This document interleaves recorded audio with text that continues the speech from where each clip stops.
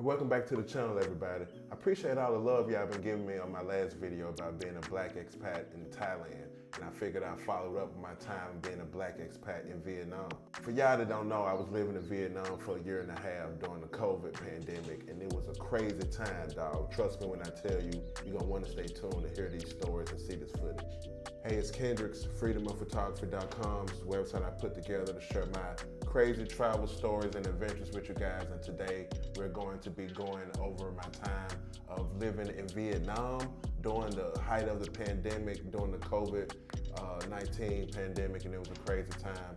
I'm just gonna share my adventures with you, living there as a black expat overall, and specifically what's going on with the pandemic that kind of made it different than normal. So I had been back and forth to Vietnam before. It's like my third or fourth time, because when I lived in Thailand, I used to come back and forth and hang out, depending on different holidays and weekends. It was a short flight from Bangkok, so I was familiar with Vietnam already, and I accepted a job here to build wind farms. Yeah, I know I build wind turbines. I was a commissioning engineer for the Vinh Chau wind farm way down south in the Mekong Delta in the Sok Chang province. So I lived in Bac Lieu for half the time, and then I lived in Sok Chang for the second half.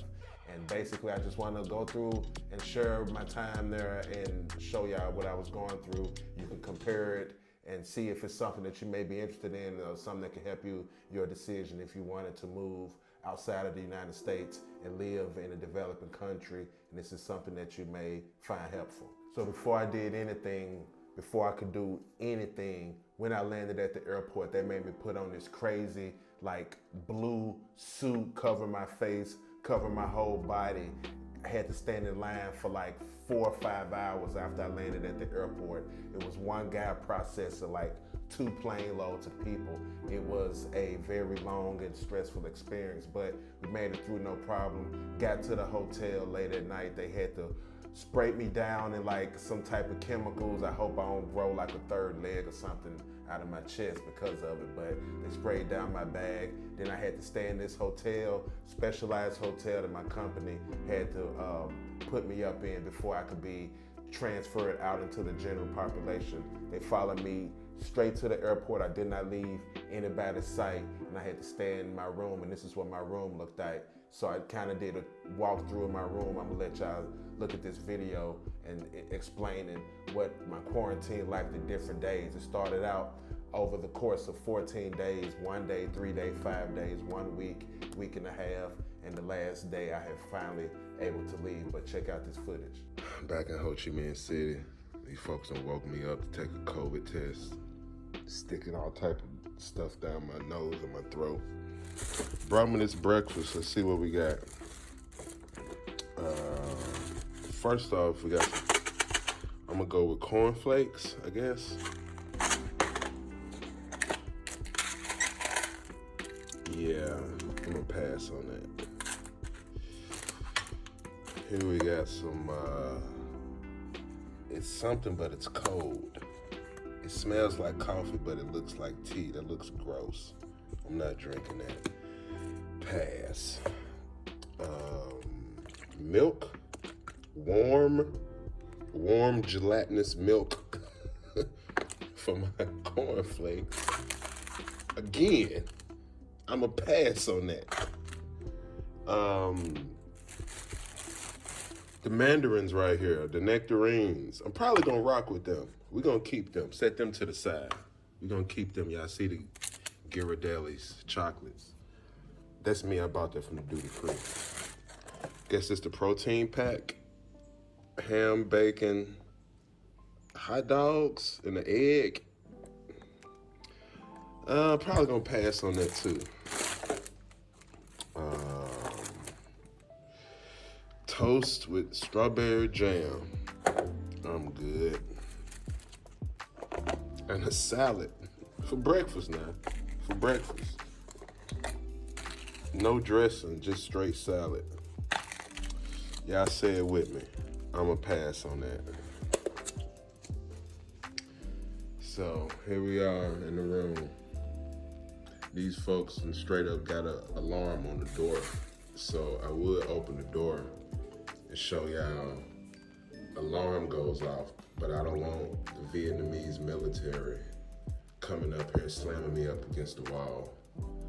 So just trust me when I tell you it's a dude on the other side of the door in a hazmat suit. This is the view from my room.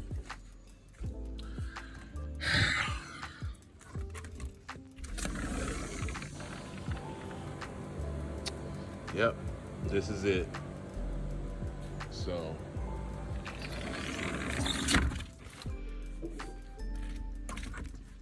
day one quarantine.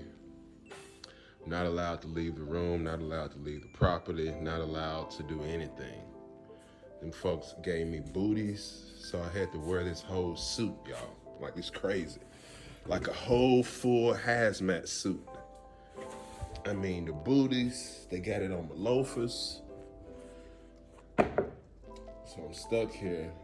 Call me, text me, message me, email me. I need a friend, man. I'm stuck in here for 2 weeks. This is the first day. I got 13 more days in this little room. So, this is what it is, man.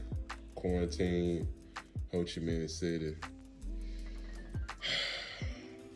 So this is me taking one of the COVID tests that I had to take while I was there. I believe I took 2. After I checked in, I took 1 a week later, and then I took 1 right before I could be released after the quarantine was over. And this what it looked like for me going, finally my first time out of my hotel in like 7 to 10 days, out of my hotel room. You can see how crazy they are about like making sure that they don't lose track of you. Watch this. Time to go take a COVID test. They done knocked on my door. So let's see if I can show y'all. This is gonna suck so bad. The key. Yeah, my bad. You're right. About to lock myself out. Where the key at? The key. This is gonna suck so bad. I mean, like bad.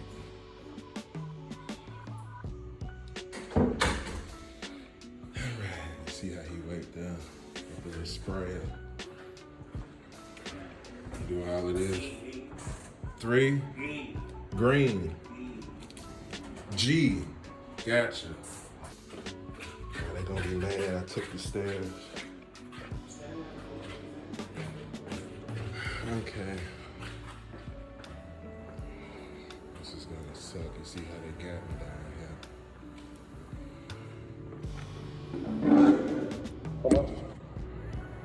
Thomas, that's me, yeah. Yep, that's me. Man. You don't have to go so deep in my nose, bro. Come on, bro. No.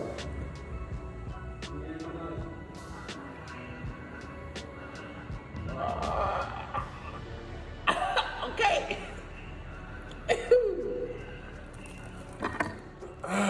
You was just in my throat, bro. You gotta take another one.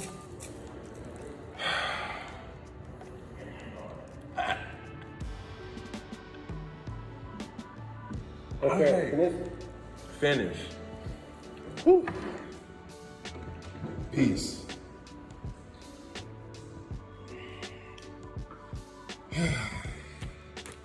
My room. You see, he waiting on me. Thank you, sir. Now he gonna spray the elevator like I had the cooties. And he gonna spray when I walk. He's spraying, walking me back to my room.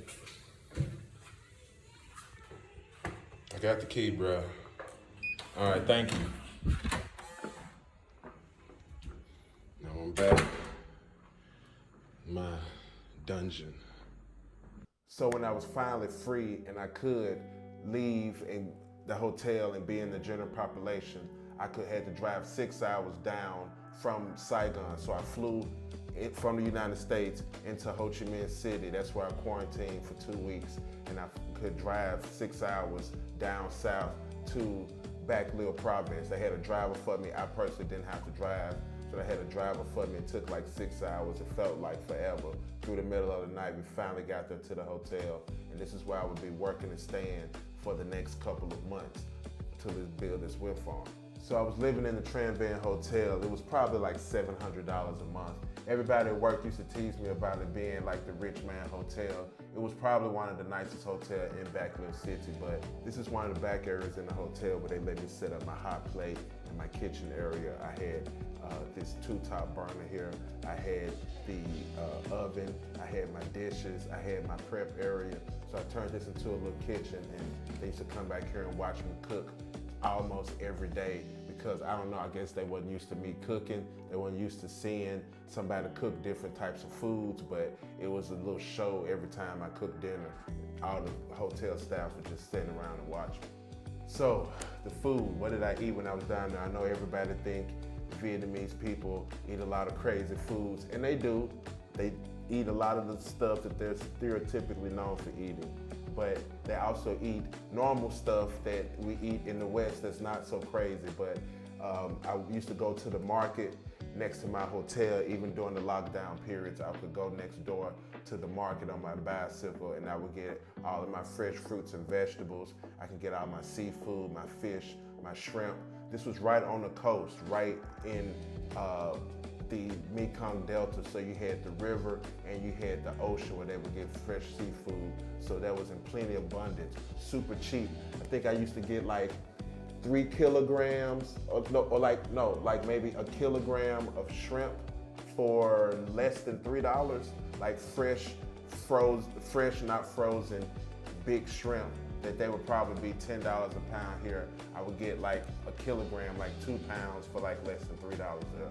And I would get it fresh every day. There was no need to freeze everything because everything was fresh seafood that you could just get whenever you wanted.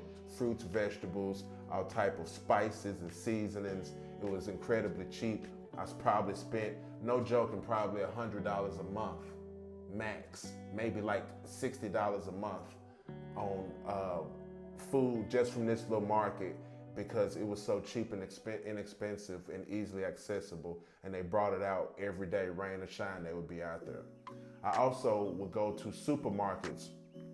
I would go to the Vinmart, I would go to the Bakwazan, I would get the different foods that I couldn't get at the local market at these other like traditional supermarkets and like corner markets, more chain, more Western style markets. They weren't the open air markets like you see at the day market and the night market next to the hotel. So I could go and get packaged meat, packaged goods, maybe some Western ingredients, some Western seasons, some Western flavors.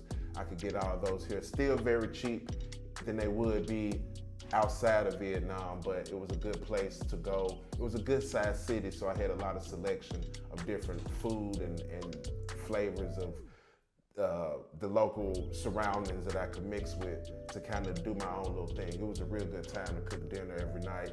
I would have salmon, I had asparagus, I had Australian steaks, I had Vietnamese shrimp, I had all type of vegetables, all type of fruits, stuff you're not used to seeing, different colored fruits of what you're used to seeing. It was just a lot of good ways to pick up on the flavors.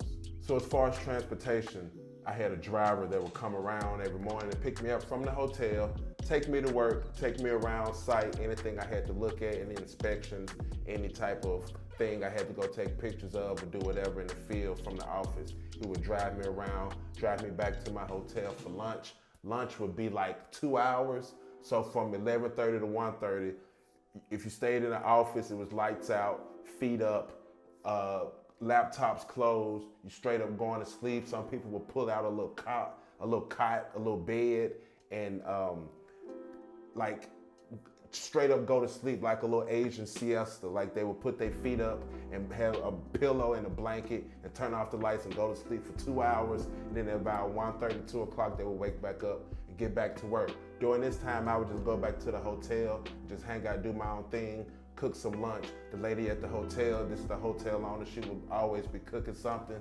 If she was cooking something, she would let me taste it. If I'm cooking something, I would let her taste it. We really did get turned on to a lot of each other's cooking and new dishes like that. You can see here she cooked a lot of wild stuff to me, chitlins and baby duck eggs, and it was stuff that I was okay on, but other stuff she cooked, like these shrimp rolls, they were so good. I loved them. I wish I got the recipe from them, but whenever she made them, she would always be sure to make a special batch for me, and that was always a present that I look forward to. But go back from lunch, back to the workhouse, the driver would pick me back up, and he would take me back to work.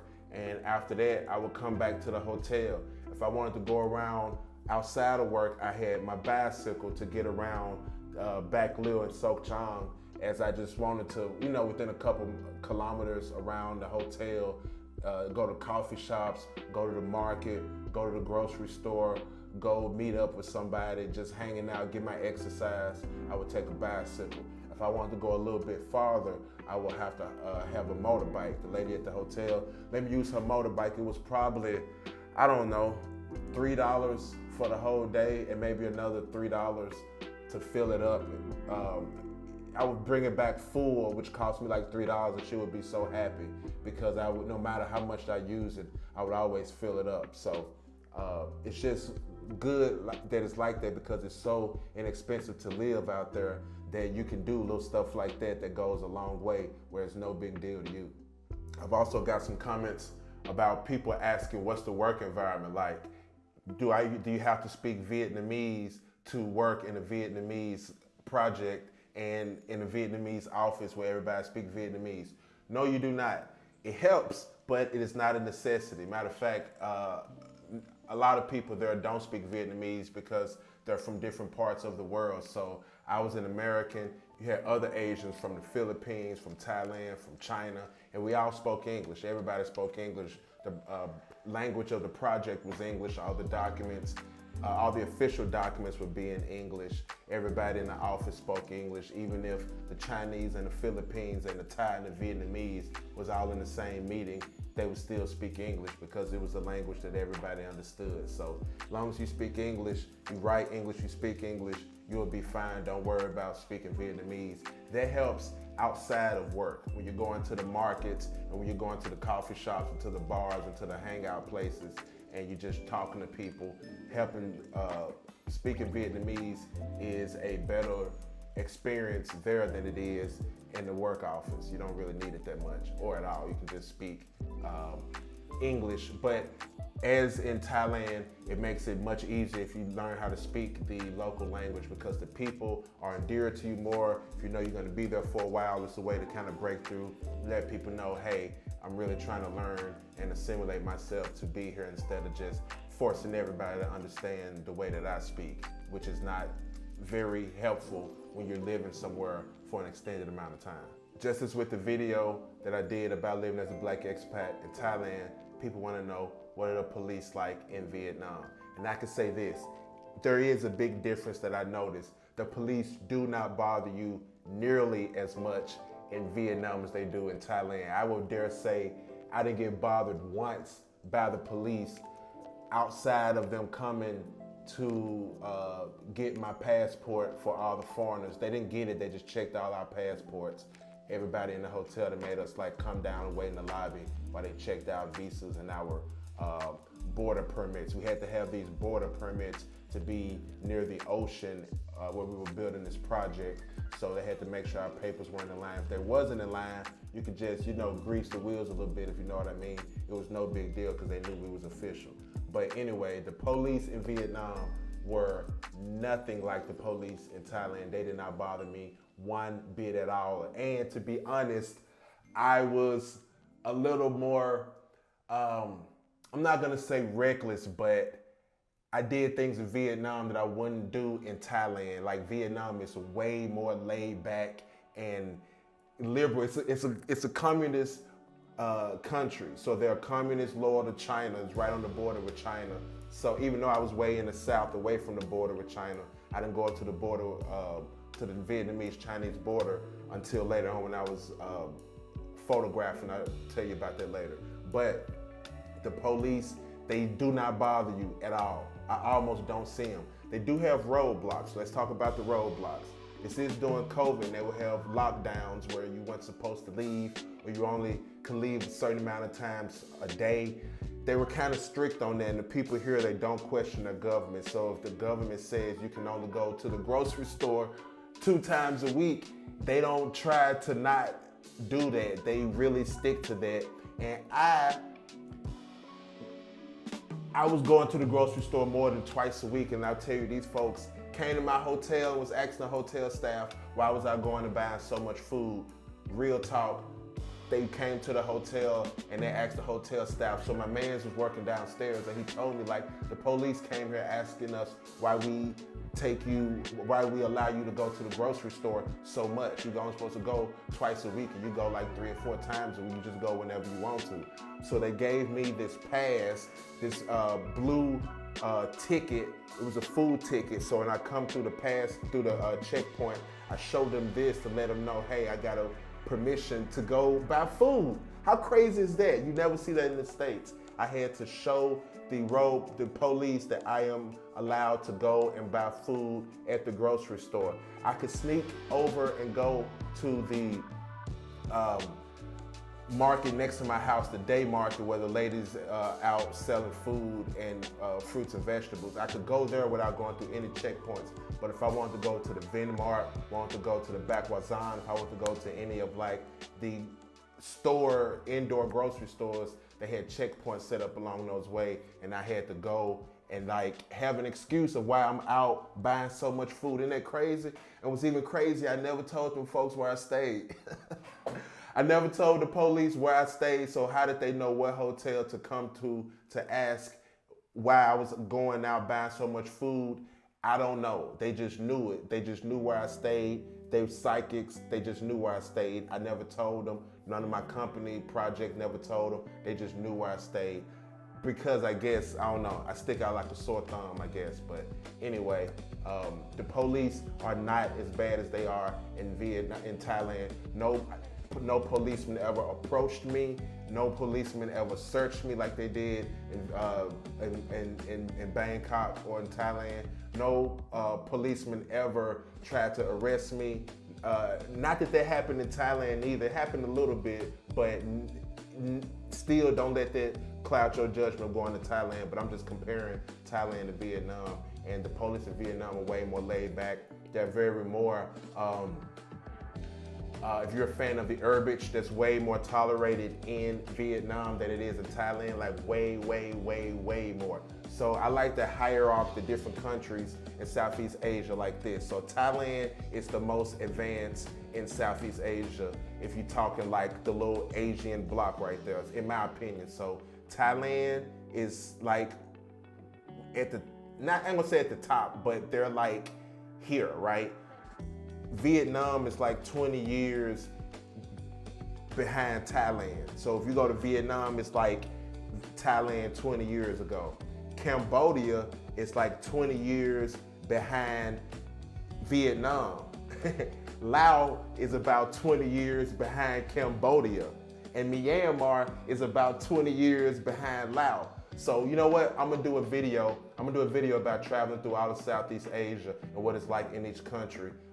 Hit a comment below and let me know if y'all looking forward to see a video like that, and I'll do it. But Vietnam is like way more laid back as far as interaction with the police, and that matters if you a black dude, a white dude, a foreigner. As long as you're not causing trouble, they're just more laid back. Maybe because Vietnam is a communist and Thailand is a monarchy. There's a little difference, but they're not that far apart.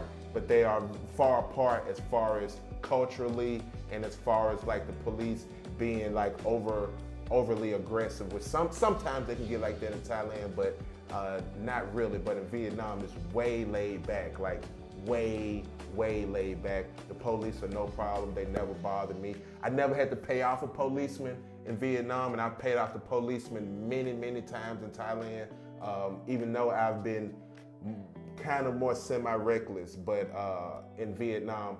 But it really wasn't that bad because everything was on lockdown, so I really couldn't move around in Vietnam as much as I did in Thailand. I didn't have my own vehicle in Vietnam like I did in Thailand.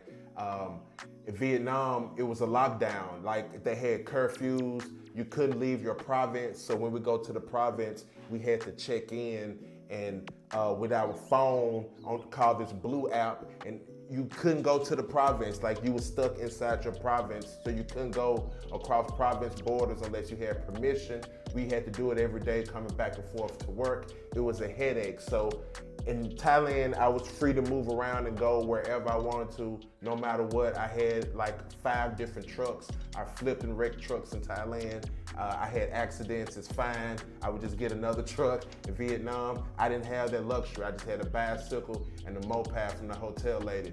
So it wasn't as easy for me to move around and enjoy myself as much. Plus, I was in Thailand 5 years and I was in Vietnam a year and a half.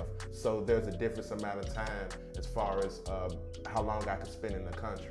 But yeah, the police, don't worry about them, they're fine. I'm not saying go there and just be completely reckless, but there's definitely something that you won't have to worry about as being a black dude, a foreigner, a white dude, a non-Vietnamese dude. You will be fine. The police are love. They really don't bother you. Unless they want to take pictures of you because they think you a famous football, soccer player. We'll talk about that later. And this is the hotel I was staying in once I moved to Sok Chang. Sok Chang is a lot more laid back. It's a lot smaller town. It's a lot poorer city. I was in Vinh Chau, so Sok Chang is the province, and Vinh Chau was a small village. It was a very smaller village than Bac Lieu. So I did about 6 months in Bac Lieu and about 6 months in Vinh Chau. And Vinh Chau hotel was a lot smaller. I think it was just as good as the other hotels. So for this hotel, I was paying like $350 a month for this one. This included my laundry and everything. So it was the biggest hotel in the biggest room in the biggest hotel in the little village I was staying in. So this was my little spot. So just explaining some of the clips here I'm showing you. This is one of the guys in the office hacking up a pig right there in the office. So we had this ceremony, this blessing ceremony where the monks came out there and they blessed the site where the wind farm was being built, and one of the offerings was a suckling pig. So after the ceremony, we brought a piece back to the office and we started chopping it up right there in the office. So it's a picture of him hacking away at the pig right there in the office, just going at it. So this is what it looks like, some of the components coming together to build the wind farm. This is just us erecting them with the cranes. Just think of it as some Legos put together in a Lego set. So you build them together piece by piece and you start them up and they produce electricity every time the wind blows. How cool is that? Dating. All right. As all my travels, people always want to know what it's like dating over there as a foreigner, as a brother, as all of this and that. I'm gonna let you know. So this was during COVID, so it was more lockdown. And like, I'm really stressing that because things was not the same as the other times that I've been to Vietnam. I've been there twice before this time. This is my 3rd time coming to Vietnam. So I'm familiar with what it's like outside of COVID lockdowns and with COVID lockdowns in Vietnam. So I didn't get a chance to really get around and be as sociable as I'd like. Some of the things I did do in my spare time was hang out at coffee shops. These are some of the friends I hung out with. Over time, we got to know each other and we would sit around. They sit around and do the same things we do, just playing games and laughing and joking. And that's some of the stuff I did when I wasn't locked down during quarantine at the hotel. During my downtime, I would go to Can Tho on the weekends and the holidays. If I don't want to go back to Saigon or Hanoi, I would just go like an hour and a half or 2 hours to Can Tho and just chill out. I had some friends there. Of course, I meet some people. So you have friends that you meet and you hang out and you go on dates with once the COVID is up, because you attract so much attention. Like, you meet them online, you meet them in person, they may approach you at the grocery store, you approach them, or they want to practice their English, or you just talk through Google Translator. So you have different ways to talk to girls and to meet girls and to try to set up dates, try to like go out on, do social events. Friendly, my friends hang with your friends. It's Vietnam, so it's a little different than Thailand. Thailand, they're a lot more independent than they are in Vietnam. Vietnam is a little more conservative than Thailand, so you really go out in kind of groups instead of one-on-ones, or at least out in the boonies. When you get to Hanoi, you get to Saigon, then it's a different story. It's in any city, the more farm country girls are more rural. the more city girls are a lot different and a lot more independent and a lot more outgoing, and they may act more like, as far as going out, more like the Western girls than they would than the countryside girls. So it's really not an issue to find girls, to spend time with them, to go on dates and go on social events, and to approach them and talk to them. They're very friendly. I've never had any type of weird feeling because I was a foreigner. Of course, if they don't speak English, they're just gonna look at you crazy. But they speak not as much English as they do in Thailand, but you do find some people, and even if they don't, they try to learn, they try to talk to you, they always try to approach you and be very friendly and sociable, so that's a good thing. It also helps learning how to speak Vietnamese, which I did not. I was only here for a year and a half. I signed 2 contracts. It was supposed to be four months, turned into about 15, 16 months. So I didn't know I was gonna be here that long, but I learned how to count and how to say the basic things in Vietnamese, but nothing like I did in Thailand, where Thailand I could talk much more to the people than I could in Vietnam. But I was also spent a lot of time in my hotel because they was in lockdowns and I was in quarantine for so long. I quarantined probably for months at a time. Even after I left Ho Chi Minh, coming back between hotels, they just shut you down for anything that breaks out in the community. Everybody got to shut down for like 10 days or 2 weeks, just out of nowhere. Like, no matter where you are, you got to stay there. It's the weirdest thing I ever seen. Nothing like we have here in the West or in the United States. So over the 15 months that I was there, I went on a few dates with some friends. After my time working, I had some girls that I was hanging out with on a more frequent basis. But once you get to the big city, it's really not a problem. I mean, it's like any other big city. You go out, you meet people, you hang out with them, you guys get together. It's just a fun time, especially being they like Americans over there. People ask me, is it any hard feelings from the war? Of course not. The young people don't even just really talk about it that much. I'm sure the old people may have their thoughts, but you don't get any weird feelings from being an American in Vietnam. It's fine. You won't get any type of weird feedback from it. So as far as the black versus dark bias they have in Thailand, I didn't really see too much of that in Vietnam.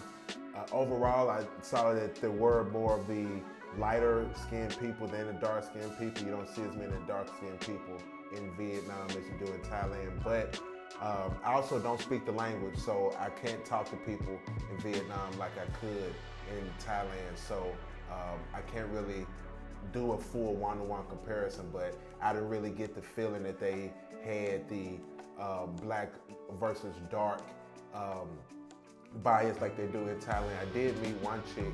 She was kind of a darker skinned, a really pretty girl, but she was really darker skinned, and the people used to tell her that she was ugly and she wasn't that pretty, but all the foreigners loved her because she had that perfect tan that foreign guys like. But to the Vietnamese people, they would tell her that she was ugly because her skin was darker than everybody, and she really wasn't that dark. She was just darker than everybody else, who was really, really lighter than more of the other Southeast Asians that you see. So I didn't really get any other stories outside of that one to lead me to believe that they have a dark skin versus black skin, light skin comparison like they do in Thailand, here in Vietnam. I didn't really get that feeling, so I don't think that's as big of an issue. But again, I was only here for a year and a half, not 5 years like I was in Thailand. During my time off, recreation, I mostly watched a lot of movies, did some cooking, explored around a little bit that I could. We couldn't leave the province, so it's not like I could just go the next town over and just hang out for the weekend.